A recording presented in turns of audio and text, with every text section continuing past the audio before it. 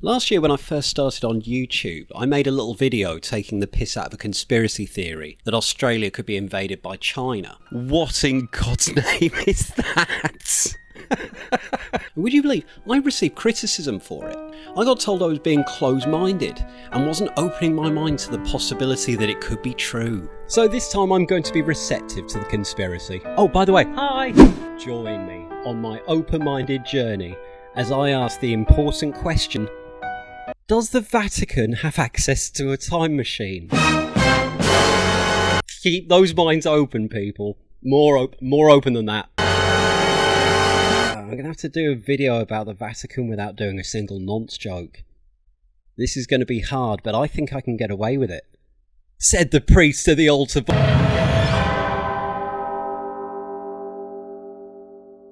The adventure begins as so many do, on day one, and already I face a major hurdle. So, long story short, this is day one. I was planning on doing all of the recording now. Unfortunately, my computer is now blue screen of deathing all the time, so I need to go to exchange the memory sticks on my computer. So I'm going to CEX instead, and I doubt I'm going to get any work done at all. So this adventure is going to start on day two. Sorry. So I've just come back from CEX. I've managed to swap the memory over. Very weird thing though, one of the memory sticks came flagged up as stolen. Aldershot CEX have said that's never happened in the whole time they've run the place, so that was weird. Nothing makes you feel like a criminal quite like them saying, "This memory stick's stolen, mate." So yeah, that was a weird thing. So yeah, hopefully that's fixed the computer, so we'll be able to start this thing properly tomorrow. And if it doesn't work out, I'm quite enjoying doing these. I might actually start vlogging at this rate. Hopefully tomorrow will go better, so I don't need to use any more heavily edited Chopin or overuse fade to black transitions. Hello! I think my computer's working now, so I think I can actually start making some content. So the video I'm covering today is, does the Vatican have a machine that shows the past? And this is by All Time Conspiracies. The only reason I know about this channel is I made one before called Will China Invade Australia? And I thought it was so ridiculous I had to make a video of it. I decided recently that I was just going to check up to see what new videos they've done since. Maybe I'll revisit the whole thing and do that sort of, well, did China invade Australia in the end? And instead I found this video, which is, it sounds so insane I had to check it out. So let's do this. I finally have a working computer. All is right with the world. So hopefully this should go fine. So, does the Vatican have a machine that shows the past? In the early 1960s, Italian priest and former physicist Pellegrino Ernetti claimed he had built a machine capable of showing events from the past. So he's invented either one of two things, and I really hope that they clear this up during this video. You have either built a time machine where you are able to travel back in time, affect events, you know, Quantum Leap style. If you haven't watched Quantum Leap, watch it. It's actually a great program. Quantum Leap was my childhood. And you've got the other kind of time machine, which is one where you can simply see what happens in the past. And there is a massive difference between both. So this will be really interesting.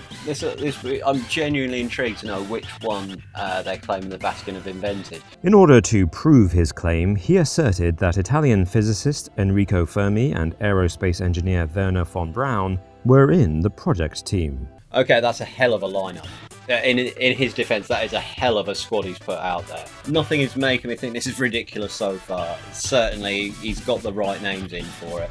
According to Father Francois Brun, a friend and colleague of Ernetti, the priest got the idea for the chronovisor when he was studying the harmonics of Gregorian chants at the Catholic University of Milan.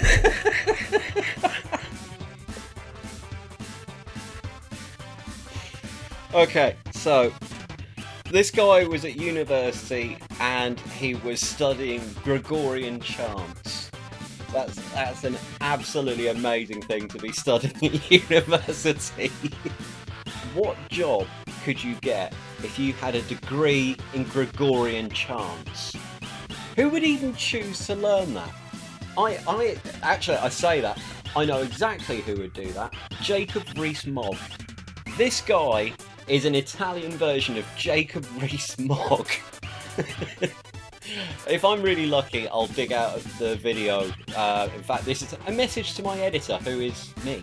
Make sure you include the clip where he's doing an interview and he starts putting... Don't worry, Beany. I know this is the one you mean. Oh, Salva Feste Dies Toto Venerabilis Evo. Which I can even play for you, actually. I've got it. I've been listening to this. Here we go. What is it? Hail Festal Day, venerable through all ages. It just seems to be an entirely appropriate theme. Coincidentally, Jacob Rees-Mogg also thinks he can take my country back to the good old days despite having a total lack of evidence to show for it. So this guy is like the Italian Jacob Rees-Mogg. He was studying Gregorian chants and then decides to put an all-star team together and build a time machine. I really hope they explain, because that's a massive jump. If I was studying, I can't believe me for saying this, if I was studying Gregorian chants, what would happen for me to think I'm going to need a time machine? Let's find out, because I'm fascinated by this. He started wondering what happens to human sounds and actions once they have passed. I love that. So this guy is actually a cross between Jacob Rees-Mogg and Philomena Kunk. What is clocks? Next week on Moments of Wonder, I'll be finding out where clouds go at night. Will there ever come a time where we need 2 mouses to work a computer? This week on Philomena Kunk, I explore where do sounds go. Next time on Moments of Wonder, I'll be finding out how to get the noise out of plates. Ooh, I was pretty close, wasn't I? So yeah, he studied Gregorian chants and then wanted to know where noises go, and so decided to form an all-star team to build a time machine. I can already see that this conspiracy is requiring a bit of a stretch. But could he really construct a time machine? We may never know, especially since, curiously, both Fermi and von Braun died before their names were publicly linked to the project. Ah, right, okay, so here's a big one. You know, just so it's a little bit suspicious that this priest, who has previously had no knowledge of time machines whatsoever, it might look to some cynical people like he's just come up with 2 names, claimed they invented a time machine for him, because reasons, and then died before they had the chance to put their names to it. Some cynics might poke holes in this story. You know, me and David Bowie invented the everlasting gobstopper, and he will be more than happy telling you everything about, oh, he's died, I've just found out he's died, so I guess we'll, but we did invent it, and if he was alive, he would definitely tell you that me and him invented the everlasting gobstopper. Why did I go to... Right, so why did I go to David Bowie on why everlasting gobstopper? What have I been watching? Right, no more late night TV for me. According to Ernetti, the chronovisor consisted of a large cabinet with a cathode ray tube for watching the received events. It is possible to select the time and the location of the event you would like to observe through a series of buttons and levers. So this guy walks into a room and says, I've invented a time machine, ladies and gentlemen. How the hell did you invent a time machine? It's easy. I was working on Gregorian chants, and I needed to know where the sounds go once they've been said, and so I got an all-star team together, and we built a time machine. That's incredible. You built a time machine. How does it work? This is where it's really genius. This machine has a TV screen. Okay, well, that totally makes sense. And it's got buttons. This one actually has extra buttons. And how does it work? Well, in addition to the buttons, it's also got levers. So you've got buttons, you've got levers, and a TV screen. How does it work? You turn on the TV, you press the buttons, okay, with your sofa, and you pull the lever. But specifically, how does it work? Well, you turn on the TV and you press the buttons, and we know you press buttons and pull levers, but how does the machine itself work? I press and no. Look, you're not a science guy, we get it. Can you let us speak to the people who helped you build it? No, they're dead. They died. They built the machine and they died. Oh, okay. Well, they must have written notes, because you don't just work out how to build a time machine in your head. Obviously, any scientist would write stuff down or have blueprints or the theoretics. Can we see any of that? No, they did it all in their head. Can we see the machine? No. Why not? Because this little skit would have worked much better if I'd watched the entire video, because I now don't know the answer to that bit. This is bad contenting, Beany. This is bad contenting. So I'm just going to take a quick break and I'll be back in a minute. Chopin playing in the background and a fade to black transition. You know this next pass isn't good news. So the part of my camera that takes an external card has fried, and that means that I have to rely on internal memory on my camera, which under the current settings means I've only got about 10 minutes of recording at a time, and I can't really record a video like that.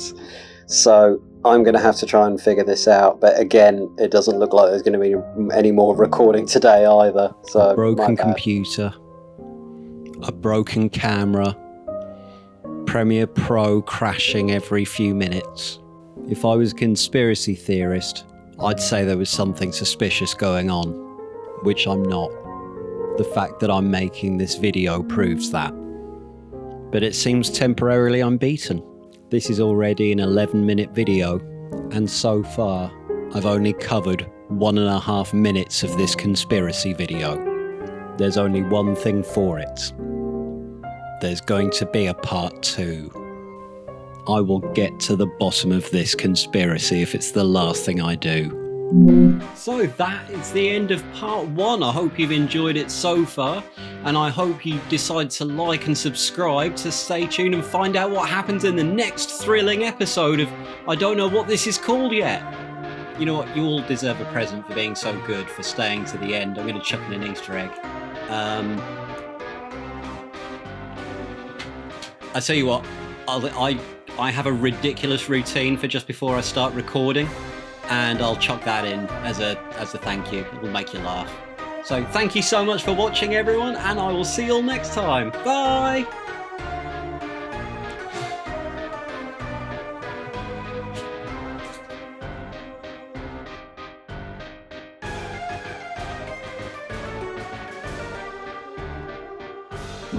Be nice and professional.